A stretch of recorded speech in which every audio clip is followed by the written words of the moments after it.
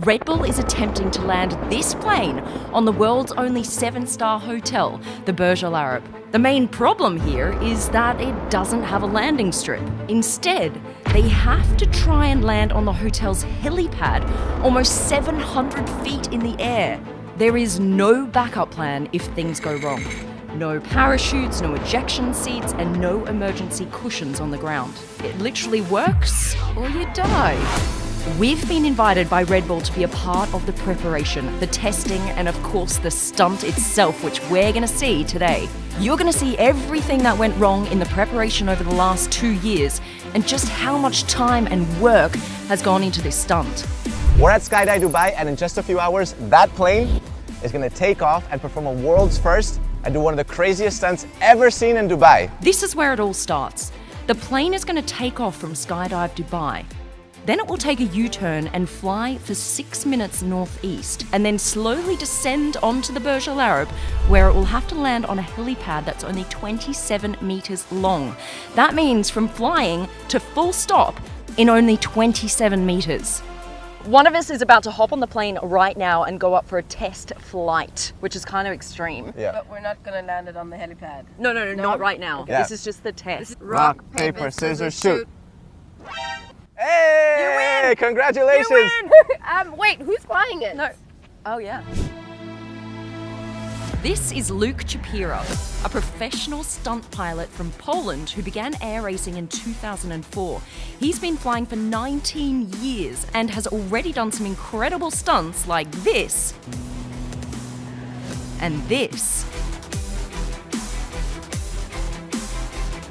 All right, Luke, how you feeling? I'm awesome, really looking forward. Let's take a look around the plane now, because this plane right here has been heavily modified for today's stunt. Yeah, the prop is much bigger Much bigger. and wider. It can take a bigger bite of the air Okay. and throw it back. The shocks, they can take a lot more abuse than the usual shocks. The lower pressure we have, it's gonna have more surface contact, allow me heavier yeah, braking. okay. And with that bigger prop, the standard engine wouldn't be able to pull it. So we put a nitrous. Nitrous! Oh, look at that! I've got it connected to the throttle, so as soon as I go full power, I go from 180 to 230 horsepower. Now this is what, special carbon fiber reinforcement? Yeah, we've got some Kevlar in it, then glass fiber rod that it will slide over, and it's all covered with carbon fiber. So Why? if I was a little bit short of for landing, I would touch first with the tail. It would probably take the tail off. And this allows me just to slide over the helipad and then touch down with the main. Usually on the plane like this, you would have 2 big fuel tanks in the wings. Right. But having them so high up, when you start braking, the fuel slashes forward Right. and brings the tail up, not allowing me to use the maximum braking pressure. I see. So we move the fuel tank to the back, Wow. so it will press the tail down, and I can modulate the brakes to have maximum braking basically. There is literally zero margin for error on today's stunt, so Red Bull and Luke have spent an absurd amount of time preparing for this. Training started 2 years ago, and step 1 was choosing the right aircraft. The team decided to go with a Carbon Cub SS, but they couldn't just use it as is. This plane had to be heavily modified to perform a highly precise spot landing. A light sport aircraft like this usually needs about 150 meters of runway in order to land safely. But this Red Bull aircraft had about 1/5 of that length to work with. The landing spot is literally a 27-meter wide helipad floating on top of the Burj Al Arab in Dubai. We have the ramp, the light, this little net, that bar right there, that's it. There's nothing hiding past that bar. This is the entire runway. So if it misses its target, it would end up nosediving into the sea below, or worse, crashing into the hotel. Customization began in the US by Mike Patey. The basic idea was to make the plane as light as possible for 2 reasons. 1, the Burj Al Arab's helipad was designed to support a maximum weight of 7.5 tons. And 2, a lighter aircraft would allow it to brake harder and stop precisely in a tight spot. We went from the top to the back, front to bottom. We rearranged this airplane and we milked every last gram of weight we could out of it, and then pushed all the horsepower we could Proper weight distribution was crucial, but this wasn't easy. The modifications had to be an ongoing process. The aircraft was given a test area of 27 metres and test flights were done repeatedly in the US and in Europe. Mike and his team had to make adjustments after every single flight. The plane overshot the test area a lot. And believe it or not, they failed 40% of the time in the first year of testing. Imagine having an almost 50% chance of potentially dying on a stunt. After 2 years and 400 test flights, the rate of failure was brought down to just 2%. But that's still incredibly risky considering that 1 of every 50 attempts would result in the plane falling off the side of the helipad. In the pictures, this pad looks enormous. When you see it in real life, it is small. And the scope of trying to land in 78 feet or just over 21 meters is unbelievable. But this was as good as it could get for Red Bull, so the stunt got approved. So all the test flights were done on solid ground and not on a breezy high-altitude platform. So the big question is, were all these tests enough to be able to nail the landing pad today? The rollers and eddies off of this unique building sitting up in the middle of the air is going to make it really challenging. Okay, let's go Tuesday, let's go. Oh my You're God. up, you're up. Oh, look at you, a pro already. Is there like a seatbelt? I am so glad this isn't me. Probably won't need that, but I'll put it here under the pillow. Vomit bag. bag. You might need that, to be fair. I've been in a Red Bull airplane before.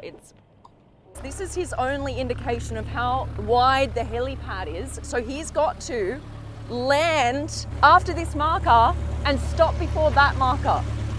That's all he's got. There for takeoff. Oh my God, okay. Oh.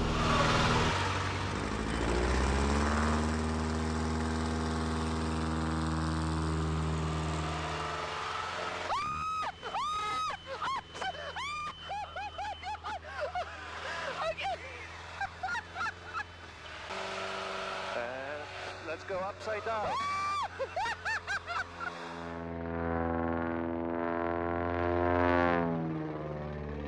What I have to do is I will have to push the nose down.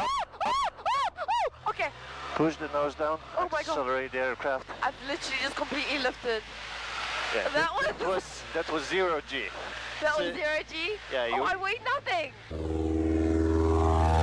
Oh my God. Holy moly, that's a lot of smoke. Holy. Confirm it's gonna be landing now. And now I start reducing power.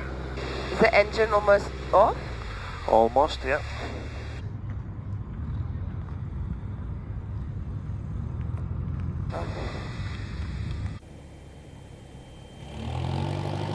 Can't land before that. And he needs stop. Yep. Stop. Oh my. Oh my God. Did we get it? No!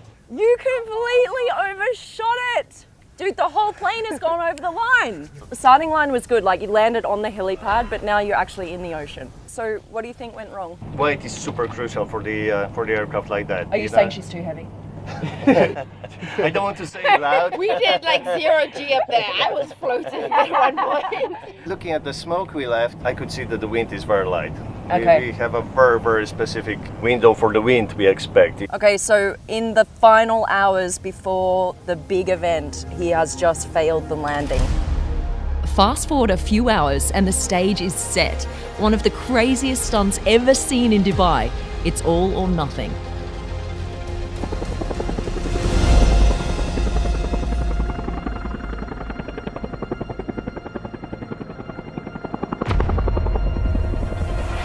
Target's on bullseye.